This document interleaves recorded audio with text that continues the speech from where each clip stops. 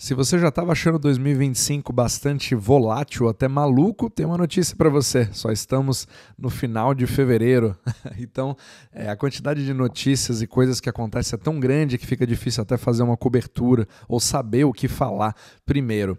Mas o que eu quero falar hoje não é sobre os grandes eventos que já aconteceram hoje, na sexta-feira, que eu estou gravando esse capítulo. Nós acabamos de ter o hack bilionário contra a Bybit, né? Então, o roubo de cripto de Ethereum, $1 bilhão em Ethereum, numa das maiores exchanges do mundo, que já afetou, obviamente, o mercado cripto, mas, além disso, já tivemos também as notícias do novo vírus, né, que já está surgindo na China e, por incrível que pareça, a grande percepção ali dos primeiros momentos de tudo isso é tentar replicar os trades daquelas pessoas que perderam o movimento em 2020, mais do que uma preocupação em relação à saúde pública ou as considerações que podem ser feitas. Esse que é o mais maluco. Então, o mercado ele vem se desconectando cada vez mais da realidade das pessoas e criando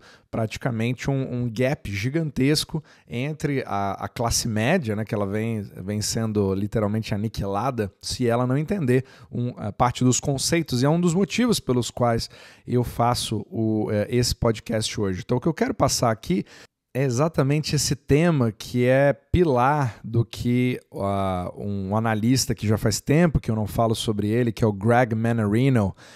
Tem um canal, inclusive, no YouTube que eu respeito bastante, e ele alerta isso já há anos, desde a pandemia, que eu sigo ele, que ele tem muitos resultados na Bolsa de Valores, ele ganha bastante dinheiro, tenta ensinar outras pessoas a fazer o mesmo, porém, ele fica cada vez. Ele tem a tendência de ser bem bravo, né?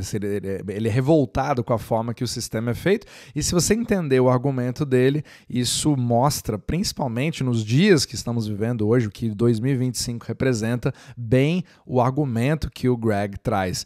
Então, eu falo bastante nesse podcast sobre o fato de que o mercado de ações, né, o mercado financeiro inteiro, ele é totalmente desconexo em relação à economia real. Então eu bato bastante nessa tecla porque muitas pessoas ainda confundem os dois, achando que se a Bolsa Americana está indo bem, isso significa que a economia americana está indo bem.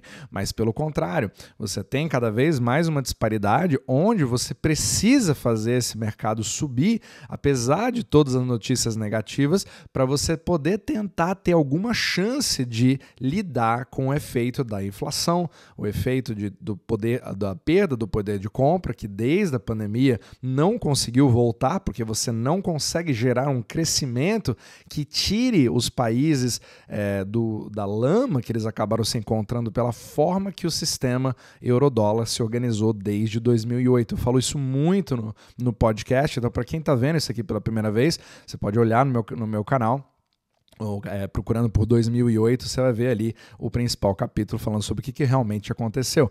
Mas tentando resumir o resultado de 2008 transformou completamente todas as economias do mundo e centralizaram toda a importância dada a esse mercado em uma anomalia. Então, se você parar para pensar, eu sempre falo sobre como os títulos da dívida pública americana, esses títulos são o centro de todo o sistema euro-dólar, ou seja, um banco não confia mais no outro desde 2008. Então, organizou-se um sistema descentralizado no qual você, em princípio, não precisa mais confiar na reputação do banco que você, seja ele um banco que você faz negócios há 30 anos atrás, ou seja ele um banco regional de uma offshore que acabou de aparecer, que ninguém nunca ouviu falar do nome. Se eles falarem a mesma linguagem, eles podem operar crédito entre eles. E o único elo que permite isso acontecer chama-se bonds. É por isso que os bonds americanos, os títulos da dívida pública americana, principalmente os de curto prazo, que são chamados de T-bills, são extremamente importantes nessa relação, porque eles são usados como calção, que a gente chama de colateral, para fazer uma operação que a gente chama de repo. Então, eu empresto dinheiro para você somente se você me der esse colateral. Se você me der o calote, eu vou liquidar isso. Então, o repo acabou virando todo o tecido, né, toda a teia, o emaranhado, o efeito de rede entre todos os bancos ao redor do mundo. Quem falar essa linguagem tem ali o melhor ativo considerado pelo sistema bancário, o melhor ativo do mundo, que a gente chama de pristine collateral, né, o melhor colateral. Exatamente, os bonds, para que ninguém tenha que confiar entre eles. Então, aqueles que gostam de Bitcoin, né, é como se fosse ali praticamente o algoritmo, né, o blockchain sendo público, ou seja, você confia, todos confiam nos bonds. E é claro que se você parar para pensar, isso cria uma série de problemas, porque se você hoje tem um governo que está tentando cortar as suas dívidas, né, com o Doge, que você está vendo ali o Elon Musk criando toda aquela coisa de eficiência do governo, tecnicamente, ele vai entrar em conflito forte em relação a isso, porque se você quer garantir que os bancos continuem emprestando na economia real, que mantém todo o sistema vivo, você precisa manter os bonds ali. Ou seja, é uma contradição completa. Você criou todo um sistema onde o governo americano tem todo o privilégio baseado nos seus títulos e acaba dando carta branca para que eles gastem da maior forma possível, mas sem nenhum tipo de consequência. Porém, o fato de você fazer isso acaba criando distorções cada vez maiores na economia, e isso também vai criando essa desconexão completa entre o mercado financeiro e também o mercado real. Quando você vê a bolsa de valores subindo, você inclusive com movimentos cada vez mais fortes, você não consegue mais explicar, não faz o menor sentido. Não, você ser um analista de uma ação específica, você vê cada vez menos comentários sobre ações específicas, exceto das Magnificent Seven, né? as sete magníficas, etc., como a Nvidia, Apple, entre outras, que estão carregando todo mundo nas costas. Porém, você percebe cada vez mais que esses valuations não fazem o menor sentido, mas se você para entender, você vê que não tem nada a ver com essas empresas. O que tem a ver é todo o fluxo do mercado colocando dinheiro simplesmente em todos ao mesmo tempo, de forma passiva, sem pensar se é o bom momento, sem pensar se está barato ou não, você simplesmente aloca em fundos e compra. E enquanto não houver um crash de estilo 2008, que faz tudo absolutamente parar, congelar, você só tem uma ordem de comprar. E, ao mesmo tempo, você tem a subjetividade sobre as análises do que o Fed vai fazer, independente dele ter poder ou não, e quem acompanha aqui nesse podcast sabe que não que isso não funciona dessa forma, e aí só que você precisa pensar como o mercado pensa. Então você acaba criando uma subjetividade tão grande que os princípios de fundamentos econômicos, eles simplesmente se tornam cada vez mais irrelevantes.